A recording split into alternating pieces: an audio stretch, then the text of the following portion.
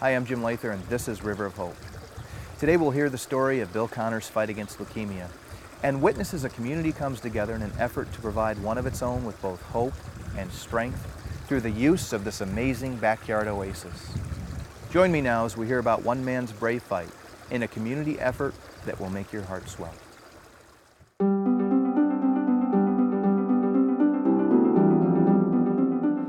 Just tell that person every day how much you love them. Appreciate everything that they've done, because it's the memories that you're left with.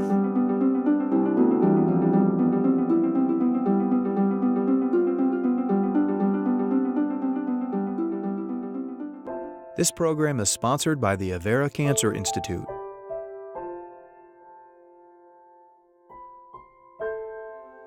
This is hard. There's no doubt about it, and it's going to get harder. What's that? It's good. I'm Nola Connor, and I'm Bill's wife. Bill and I have been married for 10 years, and about 6 months after we were married, Bill and his son took a trip to the Phoenix area to visit Embry-Riddle Flight School. His son was interested in going to school to become an airline pilot. His son Jaron complained throughout the whole trip about having pretty bad headaches, and Bill and I encouraged him when they returned from their visit to see a doctor. Well, it turned out Jaron was diagnosed with 2 inoperable brain cancers and was given a very grim diagnosis. There was no hope for him from day one. He was diagnosed at 18, and he was told that he had an inoperable, incurable, cancerous brain tumor. So imagine that. We were thinking at the time, 30 days, if we were lucky, if he didn't respond to treatment. But he did respond very well to treatment. He went through chemotherapy and radiation and survived 5.5 years. I had nightmares before my son died about what am I going to do when my son dies? How am I going to handle that? I'm not prepared or trained to do that. You just do it.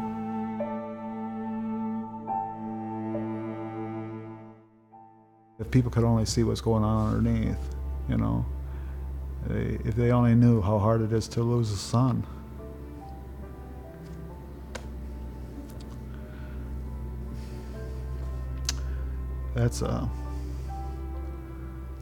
This is nothing what I'm going through compared to that, nothing. 20 days after Jaron's death, Bill had another doctor's appointment because he just wasn't feeling well. Everybody attributed it to the mourning and the grief that he was going through, knowing that his son was going to pass. He went and had blood drawn, and the next morning his doctor telephoned him when Bill was out driving a bus and said, "You have to get to Vera right away because there's something terribly wrong, and we don't know what it is. We think it may be leukemia." How are you? Well, I don't know, you tell me. Well, Bill was diagnosed in August of 2004 with acute myelogenous leukemia, also called AML, which is, pretty much a devastating cancer to an adult. What they refer to it as is a wildfire in the bone marrow, that it just, the white cells begin, replicating uncontrollably, and they take over the blood system. Bill Connor has a type of leukemia that we believe arose from a preceding type of abnormality called a myelodysplastic syndrome, which is an abnormality involving the stem cell, but isn't really characterized as leukemia at that point. But we know that it can actually become leukemia at any point in time. And when Bill was originally presented, what we saw was the leukemia, but looking back in time and looking at his course, we've now understood that he really did have a prior myelodysplastic syndrome that had transformed into a leukemia. I really look back to the loss of Bill's son in 2004 as the precipitating event that led to Bill's diagnosis with leukemia 20 days after the death of his son. When they originally told Bill he had cancer 3 weeks after his son died and leukemia, acute leukemia, they only gave him weeks to live. And here he is just watching his son pass away, and then this devastating blow comes to his life. I talk about adversity after adversity, and his whole life has been adversity, and now this was the big one. He was immediately put in the hospital the day he was diagnosed. They diagnosed him through blood tests, which showed he had no white counts and no platelets. To make you sleepy, While wanted he's- to make you forget. While he's singing something. He was in the hospital for 37 days getting chemotherapy. We'll get you feeling better. So Bill did very well until about spring of 2007, when he had a bone marrow biopsy that indicated that he had leukemia blasts in his blood and the leukemia had returned. When people have acute leukemia, the prognosis can be quite variable. Some people have what we term good risk types of leukemia, and they can do, reasonably well with therapy. Other people have very adverse risk factor, prognostic risk score with regards to their leukemia, and can do very, very poorly.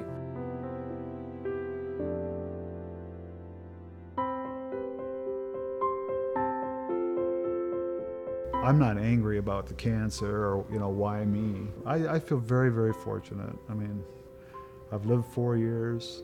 Initially, I didn't think I'd live 4 months. So, I don't want you to think that I'm sitting here, poor pitiful me. I don't. But I'm a very grateful guy.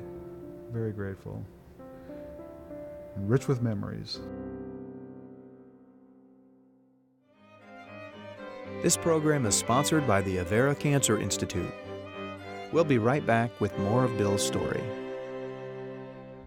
Cancer is a widespread disease, touching each of our lives in one way or another. For those in the fight against this devastating disorder, the struggle can be an excruciating uphill battle. River of Hope Foundation is a nonprofit organization that, with the help of individual donations and corporate sponsorships, creates tranquil and healing retreats at the residences of nominated cancer patients. These private sanctuaries provide a calming escape, a place of healing where emotional and environmental stress can be relieved, allowing those who are suffering the opportunity to gain the peace and strength needed to push on and win the battle. Our mission is to spread a positive message of hope and strength to those battling the struggles of cancer, as well as to raise awareness of this life-changing disease. To support River of Hope, please log on to riverofhopefoundation.org. And now back to our story. We never owned a car. My grandpa always walked or took a bus, and I lived with my grandpa, so we took the bus. And it stuck. So we took the bus, and I always look at buses like little kids look at fire trucks. I look at buses.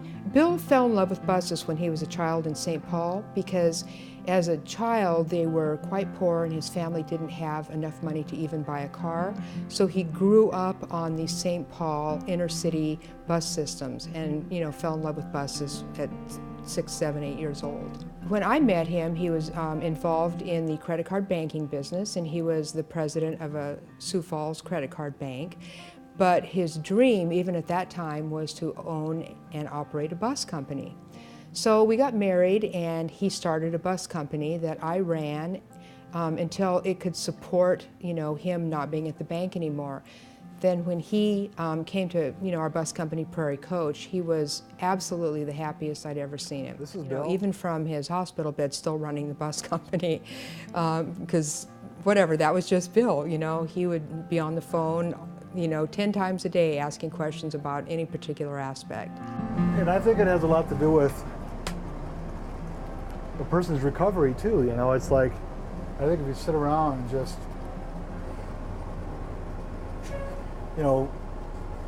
dread, every moment and waiting for the next foot to drop or whatever the next round of this is going to be, I just think it takes a toll on you. When his son was getting treatment at Mayo Clinic, he drove him to get treatment in his Prevost bus, and his son's friends who also had cancer would go in the bus and go for rides with him, and their eyes all lit up and they were all excited, and he's perceiving how this impacted these kids. He shared that an idea with Salem Communications. Why don't we start an angel bus program to take terminal kids for a Make-A-Wish or to get treatment? And they loved the idea, and he got a bunch of investors, and I think there's like 280 angel buses all across America, because Bill Connor came up with this idea. He had just a terrible childhood.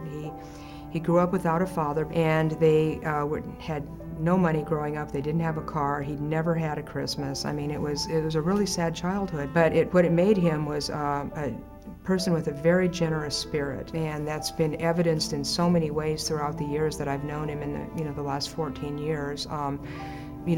Leading up, culminating in the Angel Bus project that he put together and ran for a number of years.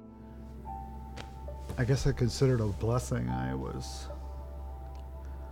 raised very poor, and I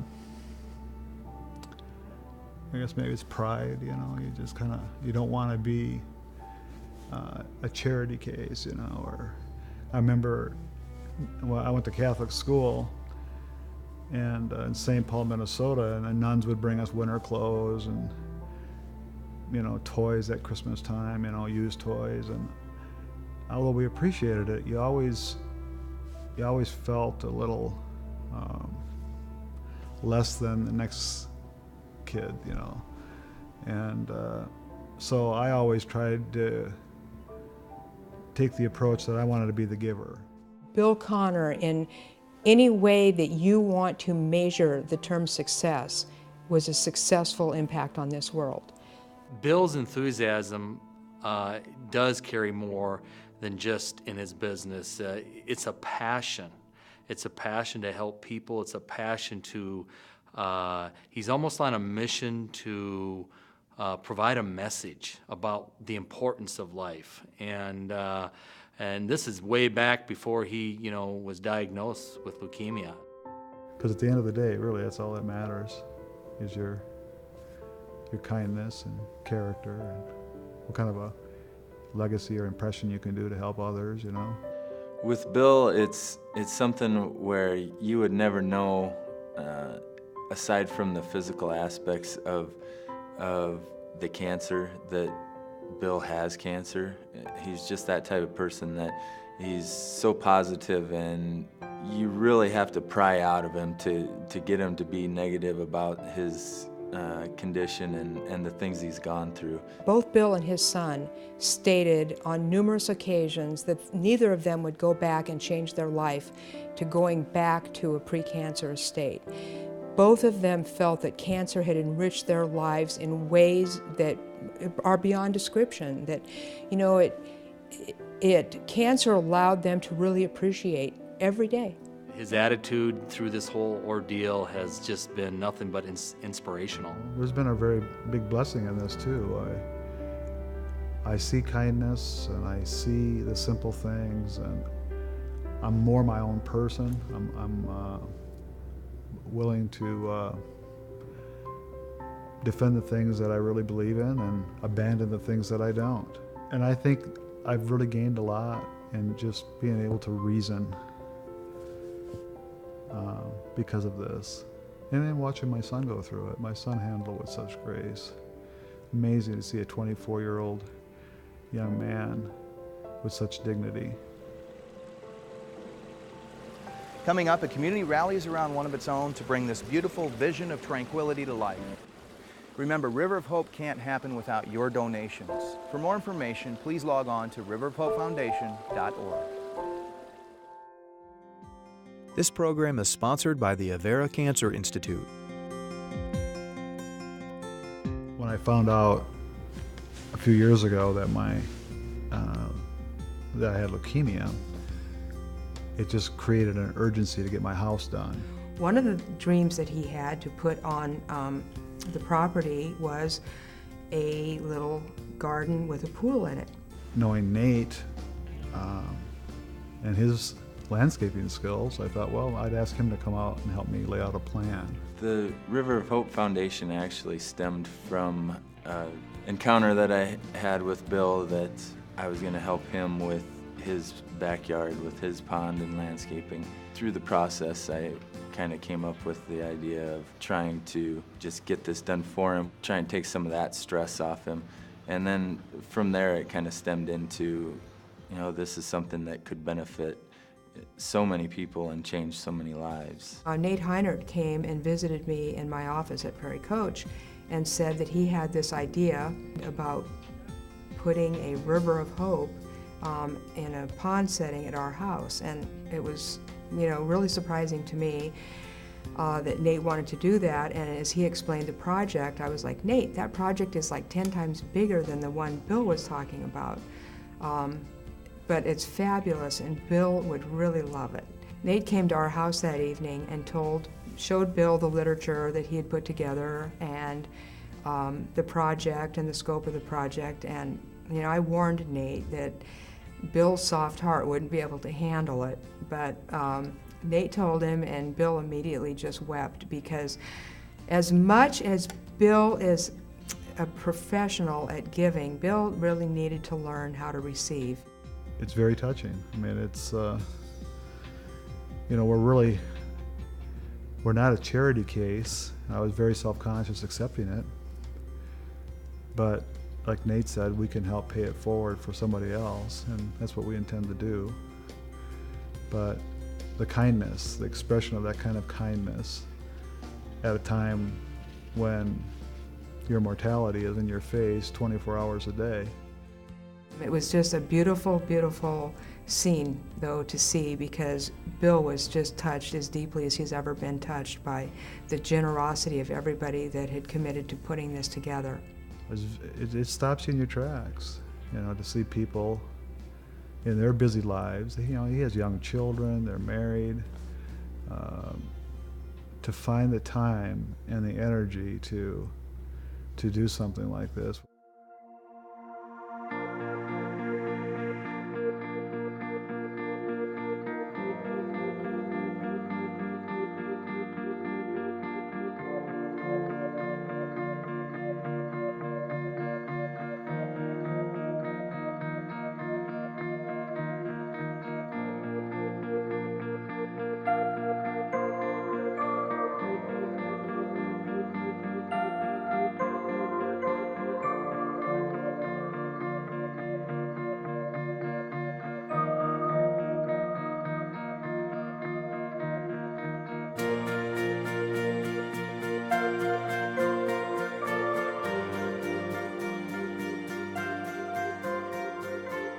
Well, Kim, this pond project has been an incredible project for everyone involved, and it's absolutely spectacular.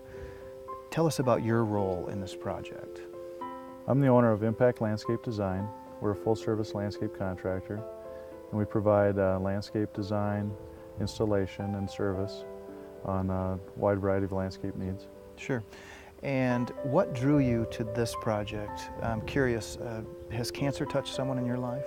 Yeah, we've had cancer in our family, and the River of Hope Foundation contacted us and asked that we be involved, and I was more than gracious to do that. Give Bill an area back here that he have easy access, some hard surface landscaping, including the pathways and the patio, that he could have access to different parts of his landscape back here, and also give him an area that he could have to enjoy his recovery after he beats cancer here. We also had some suppliers donate goods for us. Olson Sod Farm out of Meckling, South Dakota donated all the sod for this project, and we donate all the labor to install the landscaping here in the beds. Well, obviously projects like this, it takes a pretty special community to be able to have talented people like yourselves come in and give the resources and materials for this. I know that River of Hope Foundation is quite thankful to you. Yeah, we're very happy to be involved with this project and had the opportunity to give back to our community and somebody that really needed this. Chris, you are the creator of this beautiful pond that we have behind us. And before we talk about the particulars of the pond, tell us why River of Hope Foundation felt it was important to contact someone like yourself. We have a small nursery up by the penitentiary called Rock Garden Nursery, and we specialize in water gardening.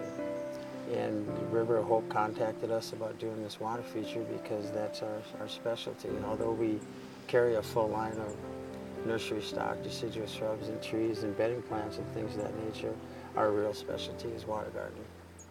Chris, what was it about this cause that made you feel strongly enough to donate your time and talents? It reminded me of a friend of mine that has passed on from cancer. And he had contacted us about 6 years ago to build him a water feature. Afterwards, and talking to his wife several times, and telling me how much he loved that pond and how she truly believed that it kept him alive probably a year and a half longer than if he wouldn't have had that pond. So when I was contacted about this and told what was going on here, it was pretty easy for me to decide. Sure. Give us some of the benefits of having a water garden. Speaking personally myself, for my water garden, the true benefit that I get from water gardening is probably the way the water makes me feel when I'm sitting by it. It relaxes me so much, allows me to think more clearly on things, but it makes me feel better, personally, and better as a person. And again, your time and talents were donated. You've created something that it's absolutely amazing. I'm sure Bill appreciates. I know the River of Hope Foundation certainly appreciates it. Thank you very much. Well, they're very welcome. When we come back, we'll find out firsthand how this impacted Bill's life. Remember, River of Hope can't happen without your donations. For more information, please log on to riverofhopefoundation.org. This program is sponsored by the Avera Cancer Institute. And now, back to Bill's story. He was most at home in his life being involved. And being here while the pond was being built gave him the opportunity for that involvement. This pond represents hope, which Bill, if you know him at all, really can paint the picture of hope in the most desperate situations. And I think that's what Bill would want, to not so much look at it as a Bill Connor thing, but as a river of hope for anyone who feels like they need that boost, if you will, to get over a very instrumental challenge in their life. Unfortunately, I got to water everything he planted, so it takes a lot of effort. But 95% of the time when we talk, he's telling me that he's out watering his plants or sitting by the pond or, just out enjoying a glass of water on the patio. And so I think between Bill and Nola, they've been spending quite a bit of time out in the area. Instead of being at the office, he would choose to come out to the farm here and watch the construction and process, and he really enjoyed playing, kind of the sidewalk supervisor. And although he had nothing to do, with the actual installation, he got a kick out of, watching it come up from nothing, from just, kind of a ratty old backyard into this beautiful, beautiful pond. He said he just loved sitting out there with his wife and talking and just enjoying the waterfall and the ponds. What a peaceful environment. And in speaking with Bill, and when he talks about this River of Hope pond, you hear a very humble man. You hear a person that it's almost soothing to go out and know that people were kind enough to create this place to go to and just escape from all these other challenges that might be put forth in front of a person. Oftentimes, hope is what makes people hang on and beat an illness. And this is a great way to give somebody a reason to hang on, something to look forward to. To bring joy into somebody's life is like one of the greatest medicines there is. And I personally donate to the River of Hope because I really believe in its journey and its mission. And I would encourage, everybody to support a cause where you can bring somebody hope and hope for greater things to come. When we come back, we'll learn about what cancer is and how doctors are beginning to recognize the therapeutic value of water in their fight against it. This program is sponsored by the Avera Cancer Institute. Cancer is really just a very generic term of various processes that occur in the body that are malignant in the terms that they have unregulated cell growth. And any cell in the body can become unregulated in terms of its growth, and when it does so, we term it cancer. Bone marrow or stem cell transplantation is felt to be clearly one of the best options for the majority of people that have acute leukemia. When comparing to chemotherapy trials or investigational drugs, they tend to have the highest long-term survival and cure rates than any other form of therapy.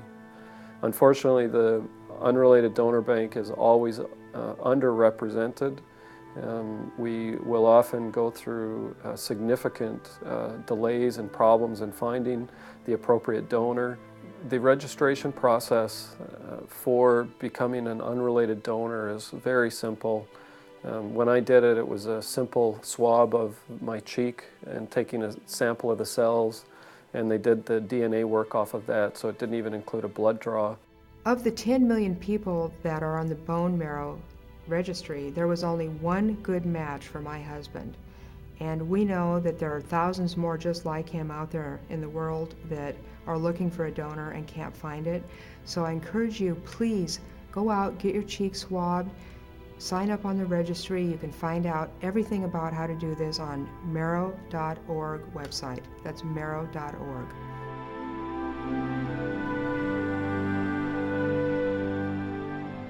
I think the intent of this River of Hope, and I think you could, label it a lot of different things, but I think it's just awesome. I think this is going to have a tremendous impact on a lot of lives in our area, in the region. There are many aspects of alternative therapy that are new to the science behind medicine. Water therapy is one of them, and we have looked at the potential benefits of water for our patients with regards to their emotional well-being. Water in itself is sustaining and life-giving. We would like to use the River of Hope Foundation to bring something positive into these people's lives in a very difficult time. I am so fortunate to now be the recipient of this beautiful pond, on my acreage. And last summer, it just really brought it all home when Nate came over and we discovered that the 2 fish that were in our pond had babies. And it just, it was like the resurrection of life. It's just like, it was such a happy moment to see that we had all these little fish babies. And I felt, Bill's presence, is sharing in that joy. That's a truly amazing story of both courage and hope that should make all of us proud to be a part of this community. If you know anyone battling cancer and would like to nominate them to be on River of Hope, simply log on to riverofhopefoundation.org. There you can also watch more video or even make a donation. Thank you very much for joining us.